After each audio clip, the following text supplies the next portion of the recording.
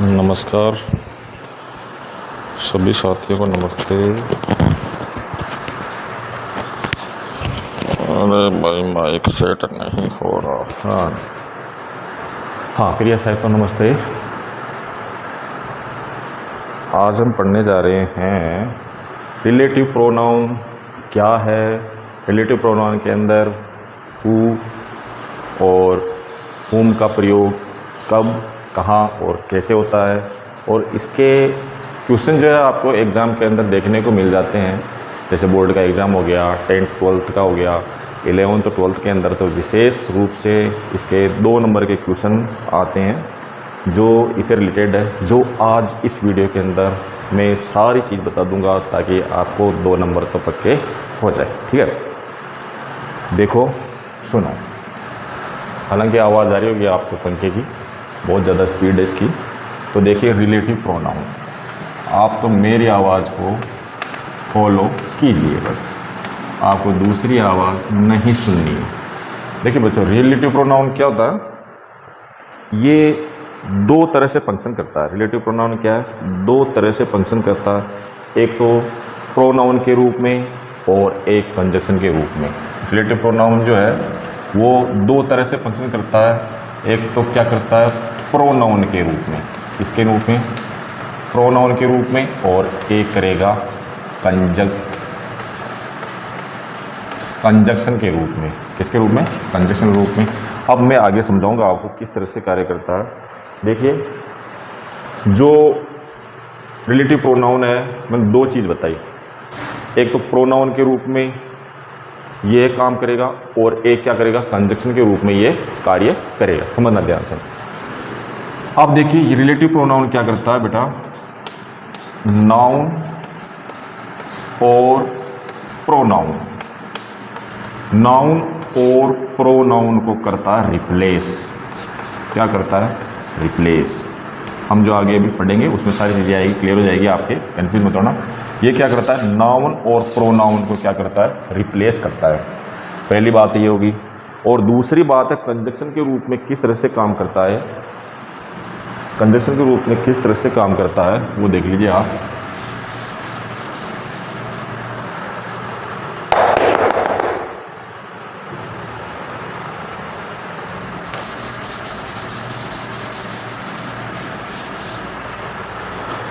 Conjunction के रूप में काम करेगा ये 2 यानी कि 2 क्लॉज को जोड़ने में, यानी कि कोई से भी 2 क्लॉज हो उनको क्या करता है? ये जोड़ता है। यानी कोई से 2 उपवाक्य उनको क्या करता है? जोड़ता है। या ऐसे कह दो आप, 2 शब्दों को जोड़ने में, 2 वर्ड्स को भी क्या करता है? जोड़ता है। 2 रूप हो गए। रिलेटिव प्रोनाउन किस रूप में काम कर रहा है? एक तो नाउन प्रोनाउन को क्या कर रहा है? रिप्लेस कर रहा है। दूसरा है 2 क्लॉज या 2 शब्दों को वो क्या करता है? जोड़ने का काम करता है। यानी कि एक दूसरे में क्या करता है? ये रिलेशन सिद्ध करता है। देखिए भाई, इसके बाद ध्यान से समझना बिल्कुल। मैं थोड़ा सा एक स्ट्रक्चर बना रहा हूँ आपके। हम जो आज पढ़ेंगे वो है एक तो हु, विच, दैट। ये मैंने पहले भी पढ़ा दिया आपको। अब इनके क्या होते हैं बेटा? केस होते हैं। क्या होते हैं? केस। समझना ध्यान से, आगे ये इंडेक्स काम में आएगी आपके। हु, अब देखो इसका पहला केस है, सॉरी, सब्जेक्टिव केस। कौन सा? सब्जेक्टिव। और इसका है ऑब्जेक्टिव, और इसका है पॉजिटिव। ये केस है इसके। अब हु जो है इसका सब्जेक्टिव केस होता है बेटा, मैं वाइट से लिख रहा हूँ दूसरे। इसका सब्जेक्टिव केस होता है हु। क्या होता है? हु। और ऑब्जेक्टिव केस होगा इसका whom, और इसका पॉजिटिव केस होगा whose। क्या हो जाएगा? who। इसी तरह से which का सब्जेक्टिव केस पे क्या होता है, which, और ऑब्जेक्टिव केस कौन सा होगा, which, और पॉजिटिव केस कौन सा होगा, ऑफ which। यहां समझना ध्यान से, डेट का सब्जेक्टिव केस होता है डेट, और ऑब्जेक्टिव केस होता है डेट, और पॉजिटिव केस इसका होता ही नहीं है। ध्यान समझना, मैंने इंडेक्स लिखा है इसकी, देखो मैंने केस लिखे हैं। हम बात करेंगे रिलेटिव प्रोनाउन हु, विच और दैट। इसकी बात करेंगे हु, विच और दैट। अब समझना, अगर मान लो सेंटेंस के अंदर हमें सब्जेक्टिव केस के अंदर इसका उपयोग करना है तो क्या आएगा, हु आएगा। किसका, हु का, ठीक है। इसी का ऑब्जेक्टिव केस होता है हुम, और इसी का पॉजिटिव केस होता है हुज। यहां तक समझ में आई। अब इसी की तरह देखो, विच का सब्जेक्टिव केस कौन सा होगा, विच का प्रयोग करना, ये ध्यान रखना। विच का ऑब्जेक्टिव केस कौन सा होता है, विच ही होता है। विच का पॉजिटिव केस कौन था, ऑफ विच होता है, इसका प्रयोग करना है।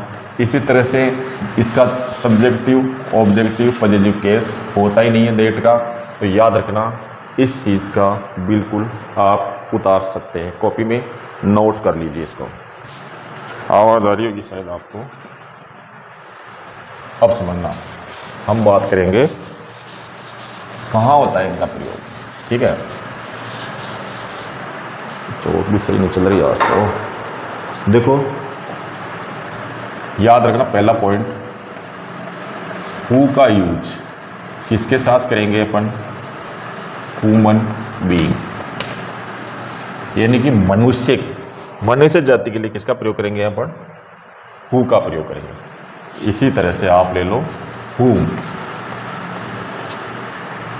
whom का प्रयोग करेंगे हम किसके साथ, नॉन ह्यूमन बीइंग के साथ। किसके, नॉन ह्यूमन बीइंग के साथ। समझ में आई, यहां समझ लो ध्यान से, कंफ्यूज मत होना। ह्यूमन बीइंग होता है यानी कि मनुष्य प्रजाति, यानी कि मनुष्य प्रजाति, ये ध्यान रखना है ना। मनुष्य प्रजाति के लिए तो हम किसका प्रयोग करेंगे, हु का। ध्यान रखना, सेंटेंस के अंदर हम आगे पढ़ेंगे जब एक्सप्लेन होगा ये चीज। हुम जो है नॉन ह्यूमन बीइंग, यानी कि मनुष्य प्रजाति के अलावा। समझ में ध्यान से, नॉन ह्यूमन बीइंग का मतलब मनुष्य प्रजाति के अलावा पेड़ पौधे हो गए, जानवर हो गए, जीव जंतु हो गए, यानी कि कुछ भी हो उसके लिए हम किसका प्रयोग कर देंगे, हुम का। बस ये थोड़ा डिफरेंस याद रखना, ठीक है। समझ में आ गई। और हम जो आगे पढ़ेंगे डेट जो है बेटा,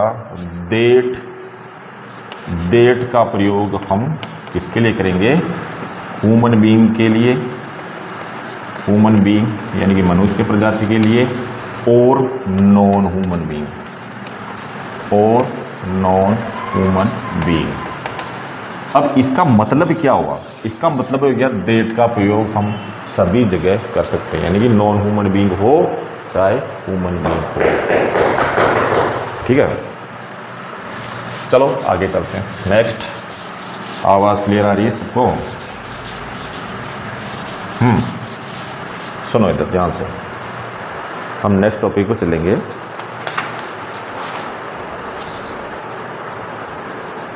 आवाज़ चेक कर लेंगे दवाई लेके, क्या हो रहा आवाज़।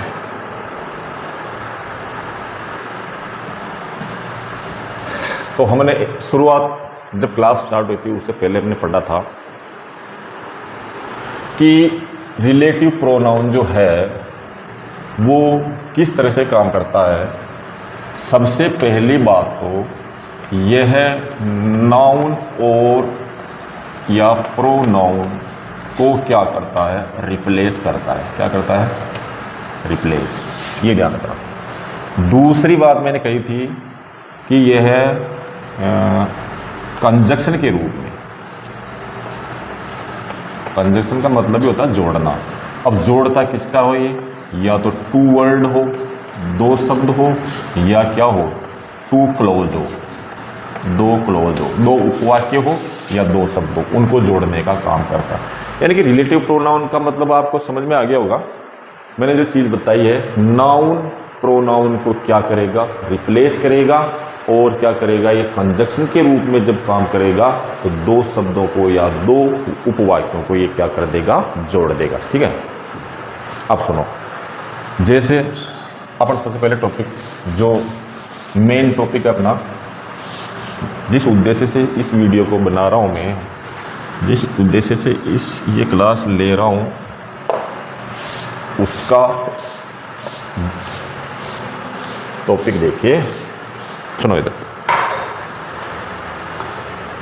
हम पढ़ रहे हैं हु वर्सेस हूम। क्या पढ़ रहे हैं, हु वर्सेस हूम। यहां तक क्लियर। जैसे मैं एक उदाहरण ले लूं, आई सा ए गर्ल, सुनना इधर, आई सा a girl,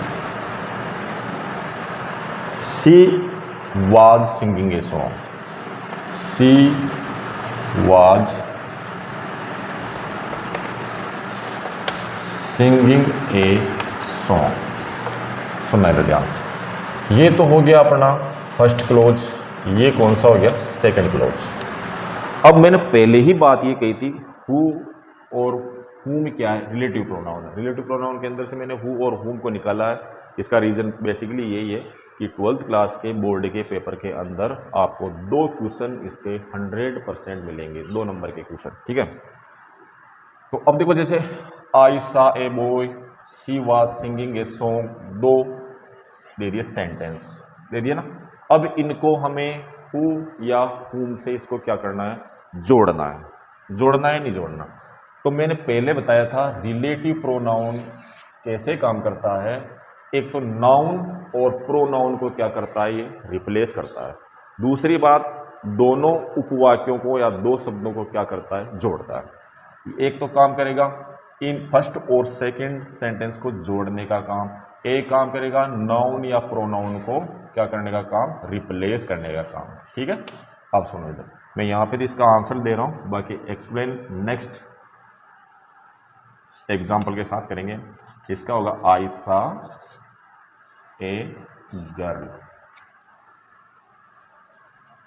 who was singing a song.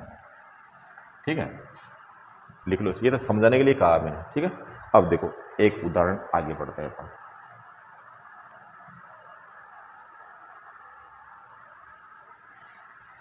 तो अपना बेसिकली टॉपिक कौन सा है, हु वर्सेस हूम। यहां मैं चेंज कर देता हूं, who versus whom. Class main उद्देश्य यही है। ठीक है, अब देखो जनरली हमें सिखाया क्या जाता है, आज तक जो हम पढ़ते आ रहे हैं बुक्स के अंदर लिखा हुआ है, क्या लिखा हुआ है मैं बताऊँ। हु के बाद हमेशा क्या आती है, वर्ब। क्या आती है, वर्ब। ठीक है, और हुम के बाद हमेशा क्या आता है, या तो नाउन आएगा या क्या आएगा, प्रोनाउन आएगा। ये नाउन प्रोनाउन ये ध्यान रखना, संज्ञा हिंदी में बोलते हैं इसको, संज्ञा सर्वनाम जो बोलते हैं हिंदी में, तो याद रखना। तो अब देखो हु के बाद हमेशा क्या आएगी, वर्ब आएगी। इट मीन्स क्या हुआ, जहां वर्ब दे दे, जैसे फिल इन द ब्लैंक्स आता है, fill in the blanks exam के अंदर आएगा। अगर मान लो फिल इन द ब्लैंक्स के बाद आपको वर्ब दी हुई है और क्वेश्चन पूछ लिया कि हुम में से आप किसी एक का इसके अंदर आंसर दीजिए, तो क्या करना है बेटा, ध्यान सुनना इधर। तो वर्ब आ गई यहाँ पर, वर्ब से पहले किसका प्रयोग करेंगे अपन, हु का। और नाउन या प्रोनाउन जो फिल इन द ब्लैंक्स आएगा, खाली स्थान आएगा, उसके बाद अगर मान लो क्या दे दिया जाए, नाउन या प्रोनाउन दिख जाए तुम्हारे को, तो क्या लगाओगे, हुम लगाओगे। हालांकि ये कंसेप्ट क्या है, कुछ हद तक तो सही है, लेकिन एग्जामिनर क्या है, अपने से ज़्यादा बेहतरीन वो जानता है और अच्छी तरह से स्टूडेंट्स को बिल्कुल चेक कर सकता हो। तो वो कन्फ्यूजिंग वाली जो स्थिति होती है, कन्फ्यूजिंग वाली जो कंडीशन क्रिएट करेगा क्वेश्चन के अंदर, वो क्या करेगा, बेसिकली जो कंसेप्ट है बिल्कुल सही है ये। वर्ब से पहले किसका प्रयोग करेंगे, हु का। नाउन प्रोनाउन से पहले किसका प्रयोग करेंगे, हुम का। इसका मैं एग्जांपल दे देता हूँ तुम्हारे को, एक एग्जांपल से समझ में आ जाएगा। जैसे मैं कह दूँ आपको, आई रिवार्डेड द, मिटा देता हूँ sorry, I rewarded the women. जैसे एक एग्जांपल दे दिया यहाँ पे, आई रिवार्डेड द वुमन, फिर दे दिया खाली स्थान। ठीक है, समझना ध्यान से। फिर दे दिया आपको सेव्ड। एग्जाम में क्वेश्चन किसी भी तरह से आ सकता है। सेव्ड द चाइल्ड,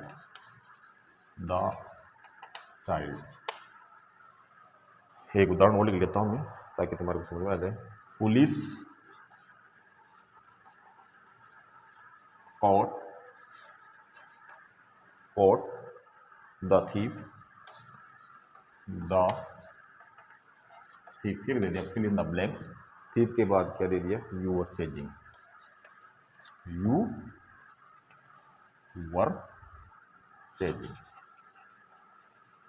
समझना ध्यान से। अब मैंने जो बेसिकली जो कंसेप्ट चलता आ रहा है, बुक के अंदर भी दिया होता है, हम क्लासों के अंदर नॉर्मल जनरली रूप से भी पढ़ते रहते हैं, तो क्या दिया होता है पढ़ते, सुनना इधर।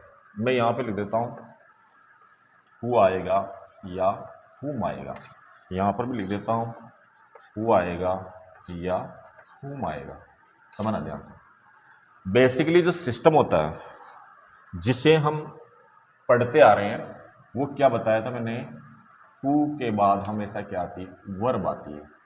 हुम के बाद हमेशा क्या आती है, नाउन आएगा या प्रोनाउन आएगा। सिंपल सी बात है। यानी कि इट मीन्स यह वर्ब से पहले तो हमें हु का प्रयोग करना है, नाउन या प्रोनाउन हो तो उससे पहले किसका प्रयोग करना है, हुम का। यहां तक समझ में आ गई? चलो ठीक, सुनो इधर ध्यान से सुनो। अब यहां पर इस सेंटेंस को देखने से हमें ये पता चल रहा है बेटा, क्या चल रहा है, यहां पर क्या आ रही है, वर्ब। ये क्या है, वर्ब। वर्ब है नहीं है। अब वर्ब से पहले किसका प्रयोग करना, देखो इधर समझना ध्यान से। वर्ब से पहले हमें किसका प्रयोग करना है, हु का। ठीक है, तो यहां पर आगे देखो फिल इन द ब्लैंक्स आ गया, इसके बाद जस्ट क्या आ गई, वर्ब आ गई। सेकंड फॉर्म आ गई, यहाँ पर सेकंड फॉर्म आ गई, यानी कि वर्ब आ गई। क्रिया आ गई, क्रिया आ गई, तो हम क्या कर देंगे, इसमें हु लगा देंगे। ठीक है, यहां तक क्लियर। अब सेकंड वाला सेंटेंस है, police caught the thief, you were chasing. अब सुनो इधर, यहां पर फिल इन द ब्लैंक्स यहां पर दिया हुआ, फिल इन द ब्लैंक्स के बाद क्या आ रहा है, ये देख लो आप। हमने कहा था नाउन या प्रोनाउन आना चाहिए, तो ये क्या है, प्रोनाउन।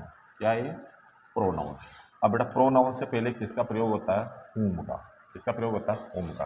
तो आपके यहाँ ये दोनों क्वेश्चन क्या हो जाएंगे, बिल्कुल राइट हो जाएंगे। ठीक है, समझ में आ गई सब? लिख लो एक बार, लिखो भाई लिखो, शाबाश।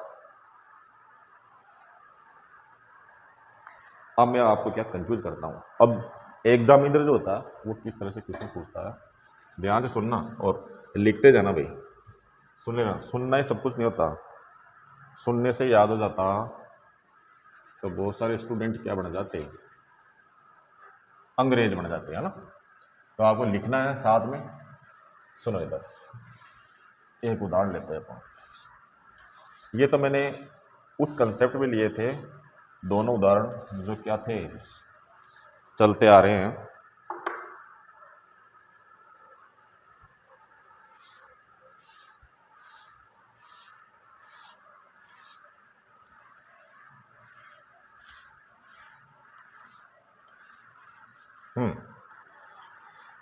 अब एक उदाहरण देखो, क्या उदाहरण है आपके, मैं लिखूं देखो, the boy fill in the blanks, we thought is guilty, we thought is guilty, proved to be innocent,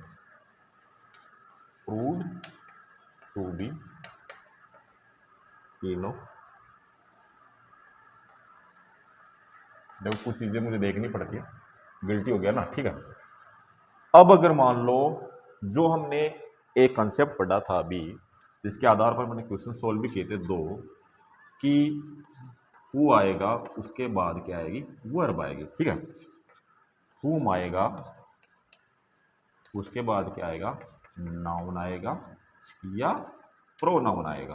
क्या आएगा, या तो नाउन आएगा या प्रोनाउन आएगा। यही चीज पढ़ी ना पढ़ना।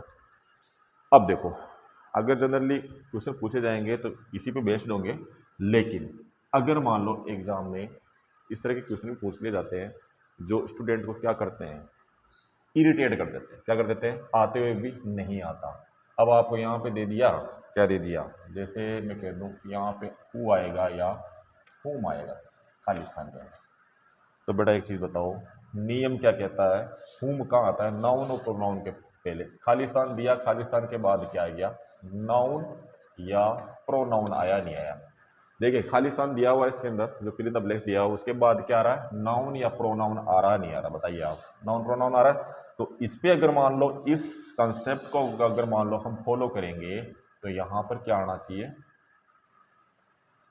हुम। क्या आना चाहिए? हुम आना चाहिए, नहीं आना चाहिए? बस यही गलती करेंगे हम।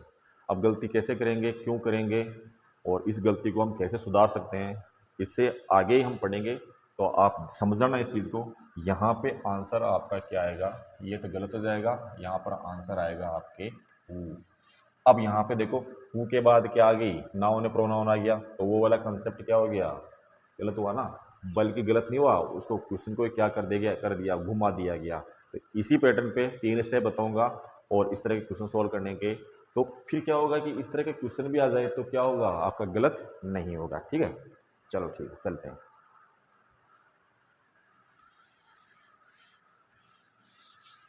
थोड़ी धीरे चलेगी क्लास, धीरे चलेगी, हम बोर्ड ही साफ हो जाएगा।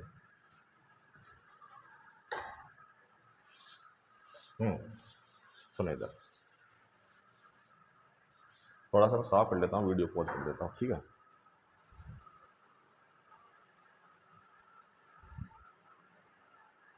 चलो ठीक है, स्टार्ट कर दिया, बोर्ड साफ कर दिया। देखो सुनना इधर, बिल्कुल सीखना आपको, किस तरह सीखना है वो देखो। हाँ सुनो, आवाज़ आ रही है? हाँ ठीक है। जैसे मैं कह दूँ आपको,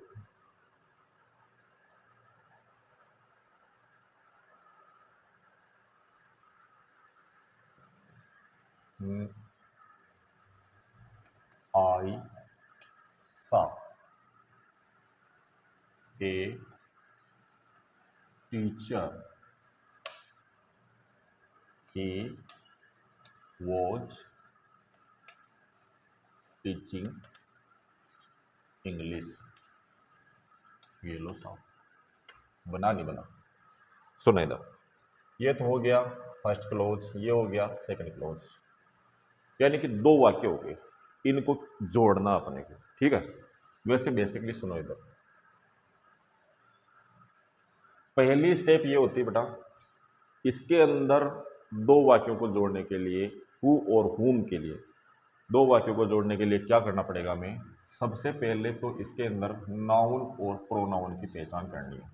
तो नाउन, ये भी प्रोनाउन है, ये नाउन है, इसी तरह से प्रोनाउन है, और क्या है? तो अब सुनना है, यानी कि पहला वाला जो सेंटेंस है, पहले वाले सेंटेंस के अंदर नाउन और प्रोनाउन को आपने पहचाना, नाउन प्रोनाउन को पहचानने के बाद दूसरे वाले सेंटेंस के अंदर इन नाउन के अंदर से कौन सा रिपीट हो रहा है, समझना ध्यान से। किस तरह से? देखो आई का रिपीटेशन यहाँ इस सेंटेंस के अंदर नहीं हुआ, समझना। ये जो ए टीचर है, ये जो नाउन है, ये नाउन जो है रिपीट बेटा यहाँ हो रहा है। देखो इधर, यहाँ किसके रूप में हो रहा है? ही के रूप में। ये ही जो है इस टीचर के लिए यहाँ पे उपयोग में लिया गया है। यहाँ तक समझ में आए? सुनो इधर, 2 वाक्य दिए हुए, 2 वाक्यों के अंदर हमें सबसे पहले पहचान ये करनी है कि ऐसा नाउन या प्रोनाउन जो फर्स्ट वाले सेंटेंस के अंदर भी हो और सेकंड वाले सेंटेंस के अंदर भी रिपीट हो रहा हो, वो चाहे नाउन नाउन के रूप में आए या नाउन को क्या कर दे, रिप्लेस करके प्रोनाउन के रूप में आ जाए। तो यहाँ पे ए टीचर है, ये नाउन है, और ये किसके रूप में आ गया? प्रोनाउन के रूप में यहाँ पर इसका उपयोग किया गया है। ए टीचर के लिए किसका प्रयोग किया? ही का प्रयोग किया। तो यहाँ पर भी है और सेकंड वाले सेंटेंस के अंदर भी है। तो ये क्लियर करने के बाद हमें ये समझना है कि इसी दूसरे वाक्य के अंदर जो रिपीट होने वाला नाउन या प्रोनाउन आ रहा है उसको क्या करना, हमें रिप्लेस करना है, उसकी जगह हु या हुम का प्रयोग करना है। ठीक है, चलो ठीक है। दूसरी, पहली बात ये हो गई, पहली बात समझ में आ गई सबके। अब दूसरी बात हम ये करेंगे कि जो रिप्लेस होने वाला दूसरे क्लोज के अंदर या दूसरे वाक्य के अंदर जो रिप्लेस होने वाला क्या है, नाउन या प्रोनाउन है। अब वो क्या है, ह्यूमन बीइंग है, क्या है, ह्यूमन बीइंग है या नॉन ह्यूमन बीइंग है। भाई अपन बात किसकी कर रहे हैं, हु वर्सेस हुम की बात कर रहे हैं। तो यहाँ पर ह्यूमन बीइंग होता है तो किसका प्रयोग होता है, हु का प्रयोग होता है। नॉन ह्यूमन बीइंग हो तो किसका प्रयोग होता है, हुम का प्रयोग होता है। ये तो पढ़ ही लिया अपन ने, पढ़ा ना अभी थोड़ी देर पहले। तो बेटा यहाँ पे पहचानने पर हमें ये पता चल रहा ही किसके लिए आया है, ए टीचर के लिए, और ए टीचर क्या है, ह्यूमन बीइंग के अंदर आता है। ठीक है, क्लियर हुआ। तो हमें यहाँ से ये पता चला कि यहाँ पर आएगा तो क्या, हु, किसका प्रयोग होगा, हु का। यहाँ तक समझ में आ गई। अब सुनना ध्यान से, देखो बहुत अच्छी बात बता रहा हूँ। तो यहाँ तक क्लियर होगी। भाई हुम तो नहीं आएगा, क्यों नहीं आएगा, ए टीचर क्या है, ह्यूमन बीइंग के अंदर आता है। इसी का नाउन प्रोनाउन कहाँ बना, ही बना, जो किसमें आ रहा, ह्यूमन बीइंग के अंदर आ। ह्यूमन बीइंग के लिए हम किसका प्रयोग करते हैं, हु का प्रयोग करते हैं। यहाँ तक समझ में आ गई। एक बार लिख लो इसको बेटा।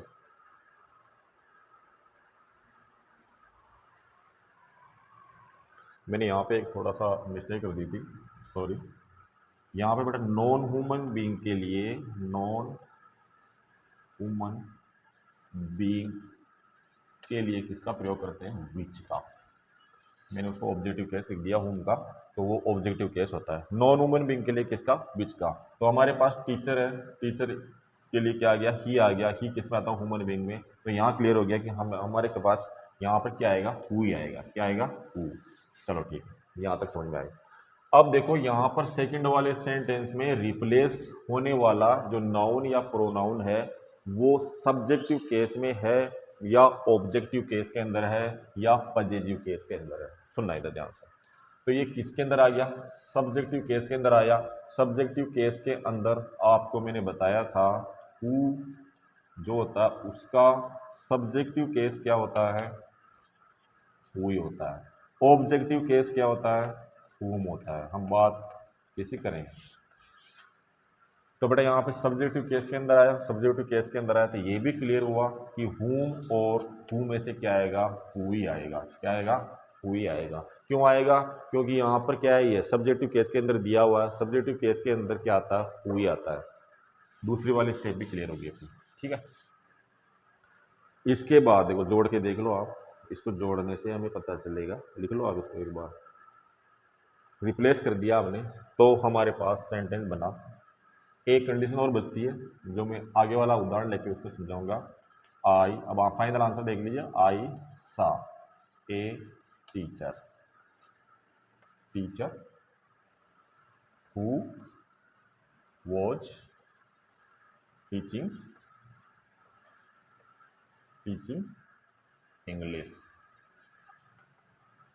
यहां तक समझ में आ गई, समझ में आई नहीं आई, आगे लिख लो उसको। आ जाइए।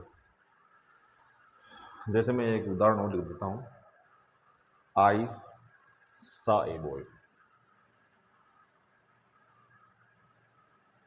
आई सा a boy, he was running in the garden, he was running in the garden। सुना इधर। अब इसको जोड़ना, किसी एग्जाम क्वेश्चन किस तरह से आता है, आगे दिया होता है तुम्हारे हु या हु, इससे जोड़ना। सुनो इधर ध्यान से, मैंने पहला नियम बताया, दोनों उपवाक्यों में ऐसा नाउन या प्रोनाउन जो पहले में आया हो और सेकंड वाले में रिपीट हो गया हो। समझना ध्यान से, दोनों उपवाक्यों में ऐसा नाउन या प्रोनाउन जो पहले वाले सेंटेंस के अंदर आया हो और सेकंड वाले में क्या हुआ हो, रिपीट हुआ हो। ध्यान देना ध्यान से। अब सुनो, आई का रिपीटेशन नहीं हुआ बेटा। देखो यहाँ पे देखो, ए बॉय जो है इसका रिपीटेशन हो गया ही के रूप में। अब ये तो क्या है, नाउन, ये क्या है, प्रोनाउन। देखो ऐसे नाउन का प्रोनाउन के रूप में भी रिपीटेशन हो सकता है, नाउन का नाउन के रूप में भी रिपीटेशन हो सकता है, ये कंफ्यूज मत होना। तो नाउन का प्रोनाउन के अंदर रिपीटेशन हुआ, लेकिन दोनों के बीच में क्या है, संबंध है। ए बॉय के लिए किसका प्रयोग हुआ, ही का। यहां तक सबके समझ में आ गया। पहली बात हुई, यानी कि ही का रिप्लेस होगा, ही को हटाकर हम हु में से कोई सा भी उसके अंदर रखेंगे। यहां तक क्लियर है। सुनो इधर, अब ही आया, ठीक है। अब ही को आइडेंटिफाई करना है हमें, कैसे करना है।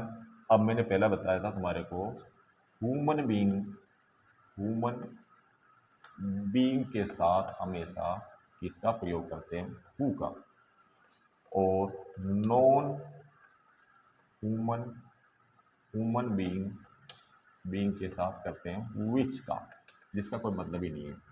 तो हमने आइडेंटिफाई कर लिया कि ए बॉय ह्यूमन बीइंग के अंदर आता है, इसलिए ही भी क्या आएगा, ही भी वह है, ये भी किसी ह्यूमन बीइंग के लिए कहा जा रहा है, तो ये किस में आ जाएगा, ह्यूमन बीइंग के अंदर आ जाएगा। किस में आएगा, ह्यूमन बीइंग के अंदर आ जाएगा। तो ये लाइन क्या हो जाएगी हमारी, चलो सबसे पहले पहचान कर ली हमने, यानी कि हु आएगा या हुम आएगा। क्लियर, चलो ठीक है। नेक्स्ट देखिए, ये पहचान होने के बाद हम चलेंगे, अब ह्यूमन बीइंग आ गया तो हु या हुम में से दोनों में से एक आएगा। यहां तक क्लियर हो गया। अब पहचानोगे कैसे हु आएगा हुम आएगा, सुनो इधर, ये क्या है, सब्जेक्ट, ही क्या है, सब्जेक्ट, तो मतलब किस में आ रहा है, ये सब्जेक्टिव केस में। किस में आ रहा है, सब्जेक्टिव केस में। अब बेटा एक बार बताओ, हु का सब्जेक्टिव केस कौन सा होता है, हु ही होता है। हुम क्या होता है, ऑब्जेक्टिव केस होता है। क्या होता है, ऑब्जेक्टिव केस होता है हुम। तो अपने को सब्जेक्टिव केस ही चाहिए, क्योंकि यहाँ पर सब्जेक्ट को रिप्लेस कर रहे हैं हम, तो सब्जेक्ट को रिप्लेस करेंगे तो इसकी जगह पे क्या आएगा, हु ही आएगा। क्या आएगा, हु ही आएगा। अब देखो, जोड़ दो इसको, इस सेंटेंस को ज्वाइन कर लो, कैसे आएगा सुनना इधर, लिखते रहे ना वरना समझ में नहीं आएगा आपको। रिप्लेस किया अपन ने ही को, आई सा ए बॉय, रिप्लेस किया तो क्या आएगा, हु। फाइनल कर लिया अपन ने, who was running in the garden, in the garden. यहां तक समझ में आ गया आपके, चलो ठीक है, कॉपी कर लो, मैं जब तक इसको पोज। देखो बच्चों, सुनो इधर, हम जब भी हु या हुम से किसी दो सेंटेंसों को जोड़ते हैं तो सबसे पहली बात मैंने बताई थी आपको कि सबसे पहली स्टेप देखो आप, स्टेप फर्स्ट है अपनी पहचान। सुनना इधर, आइडेंटिफिकेशन।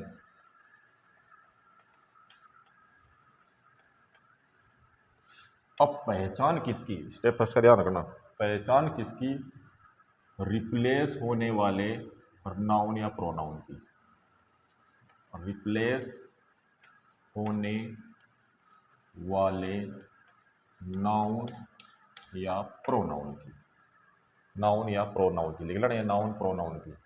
यानी कि सबसे पहला काम, दो सेंटेंस आपको दे दिए जाए और हु या हुम से उसको ज्वाइन कराना, जोड़ना है, तो क्या करना है, सबसे पहले पहचान करनी है, पहले वाले वाक्य के अंदर, दूसरे वाले वाक्य के अंदर ऐसा कौन सा नाउन या प्रोनाउन है जो क्या कर रहा हो, सेकंड वाले में रिपीट हो रहा हो, क्या कर रहा हो, दोबारा वहां पर आ रहा हो।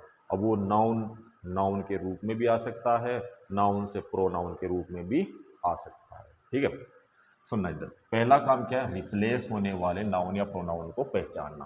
ठीक है, ठीक, चलो ठीक है। स्टेप सेकंड, पहचान लिया। अब सुनो, पहचानने के बाद हमें क्या करना है, रिप्लेसमेंट।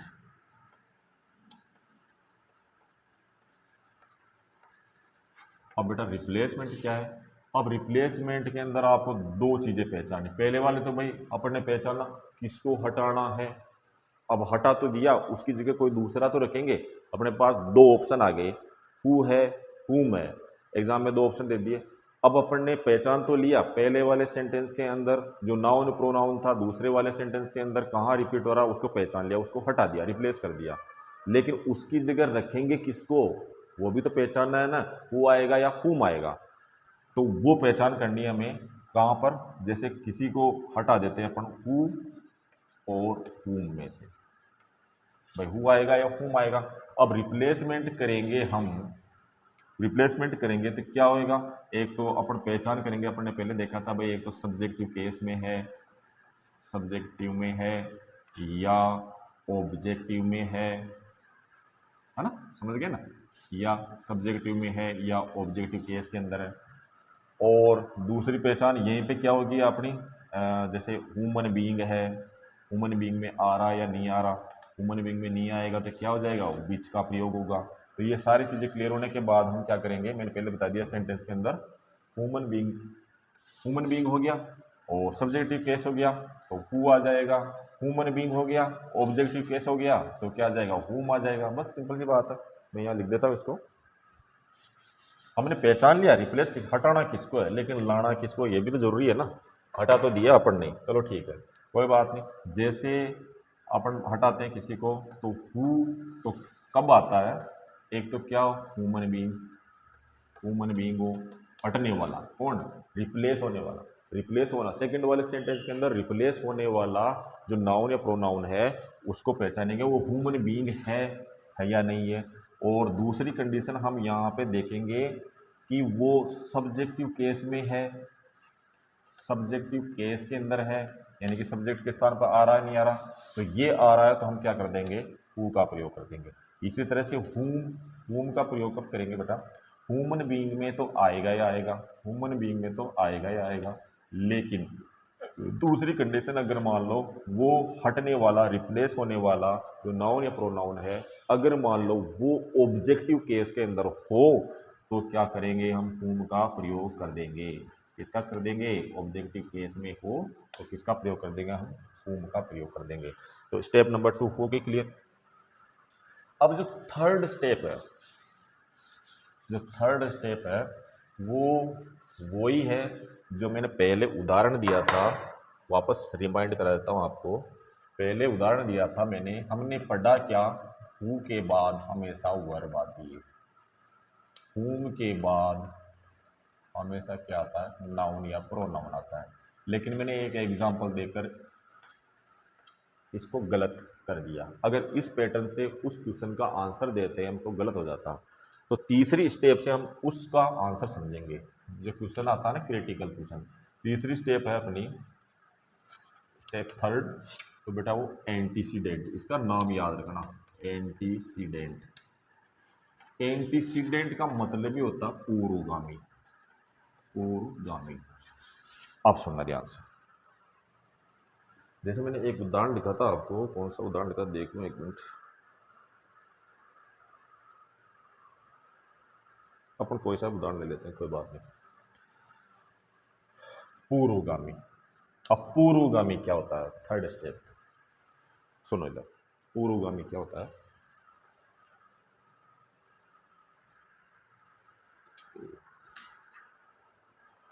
उदाहरण देख लेना तो भाई, पूर्वगामी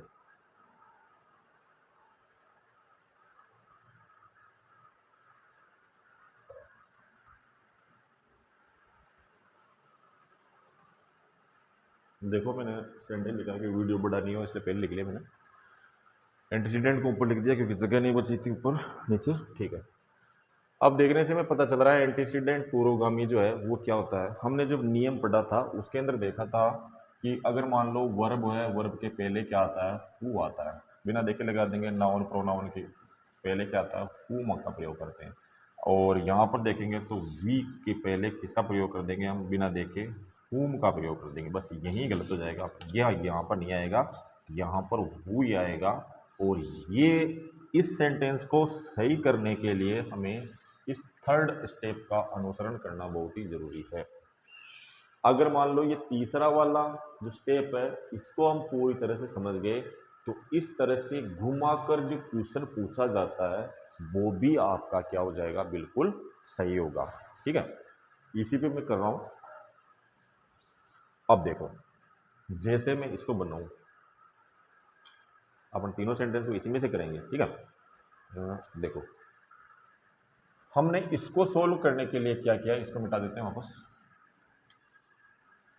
इसको सोल्व करने के लिए हमने क्या किया,